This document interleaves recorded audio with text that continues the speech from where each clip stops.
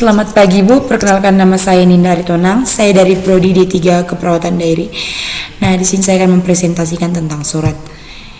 Yang pertama itu pengertian dari surat. Surat adalah sarana komunikasi untuk menyampaikan informasi tertulis oleh suatu pihak kepada pihak lain dengan tujuan memberitahukan maksud pesan dari si pengirim. Informasi yang diberikan di dalam surat berupa pengantar, pemberitahuan, tugas, permintaan perjanjian pesanan, perintah, laporan, dan putusan.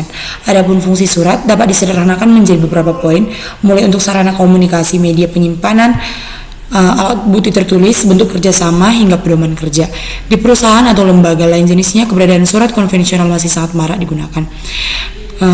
Yang pertama itu jenis surat. Berdasarkan sifat dan isinya, maka jenis-jenis surat dapat dibagi menjadi 5 bagian, yaitu yang pertama surat pribadi atau private. Yang dimaksud dengan surat pribadi adalah surat yang ditulis oleh pihak seseorang yang isinya menyangkut kepentingan pribadi. Surat pribadi ini dapat dibagi menjadi 2, yaitu yang bersifat kekeluargaan dan isinya bersifat setengah resmi. Yang kedua itu ada surat resmi. Surat resmi adalah surat yang menyangkut masalah tugas dalam suatu organisasi, misalnya surat dari seorang bendahara perusahaan kepada bagian audit keuangan atau akuntan publik, kondisi keuangan dari perusahaan tersebut. Yang kemudian ada surat sosial. Surat sosial adalah surat yang berisi kepentingan sosial dan dibuat oleh lembaga-lembaga sosial. Contohnya, dalam hal ini adalah surat yang dikeluarkan oleh sebuah panti asuhan kepada pihak tertentu yang berisi permintaan untuk menjadi donatur bagi panti asuhan tersebut.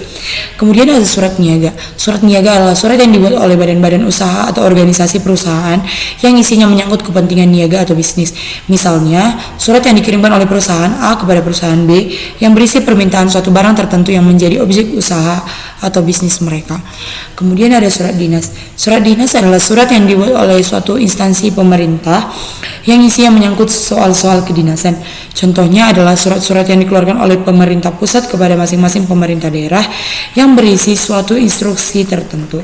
Nah, demikianlah hasil pemaparan saya tentang surat dan jenis-jenis surat. Jika ada kekurangan dan kesalahan, saya mohon maaf dan saya ucapkan terima kasih.